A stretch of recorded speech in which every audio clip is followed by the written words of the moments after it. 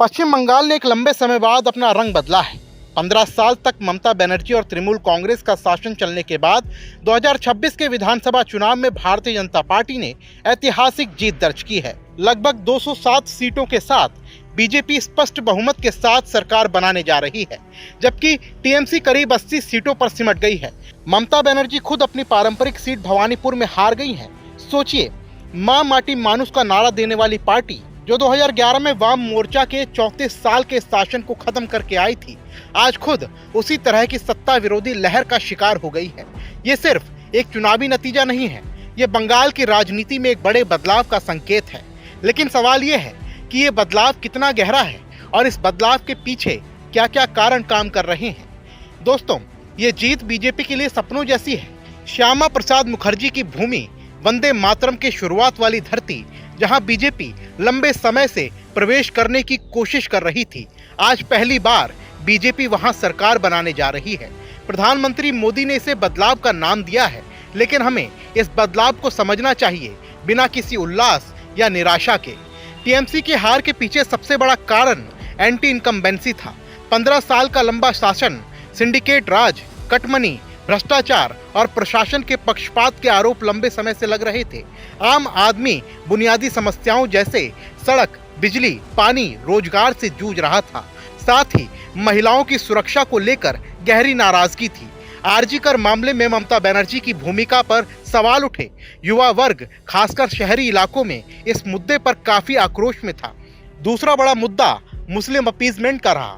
बंगाल की जनता, खासकर हिंदू वोटर, इस बात से त्रस्त थी कि कुछ इलाकों में एक खास समुदाय को लेकर सरकारी तंत्र और पुलिस का रवैया पक्षपाती था।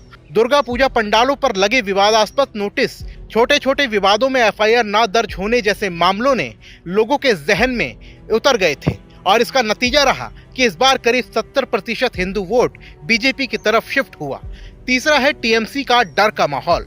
लोग खुलकर बोलने से कतराते थे। टीएमसी के स्थानीय गुंडों और सिंडिकेट का आतंक कितना था कि विरोध की आवाज दब जाती थी। लेकिन इस बार लोग चुपचाप वोट देकर आए।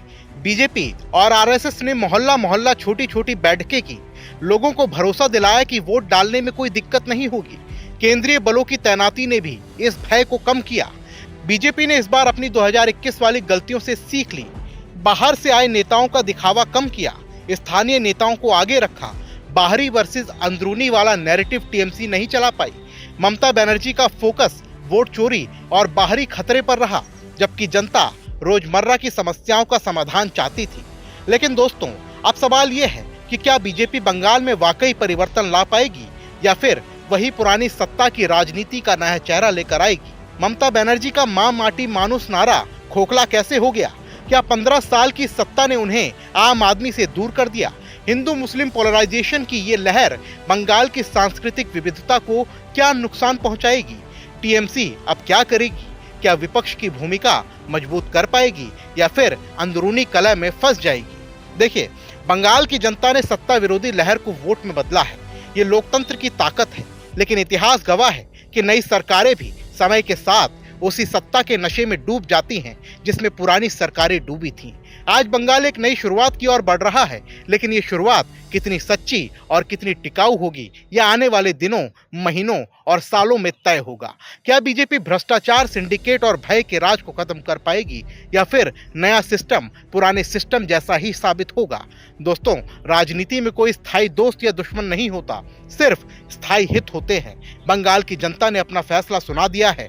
अब नई सरकार पर नजर होगी कि वो वादों को कितना निभाती है। और आप क्या सोचते हैं? क्या बंगाल में सच्चा बदलाव आएगा या फिर ये भी वही पुरानी कहानी का नया अध्याय होगा?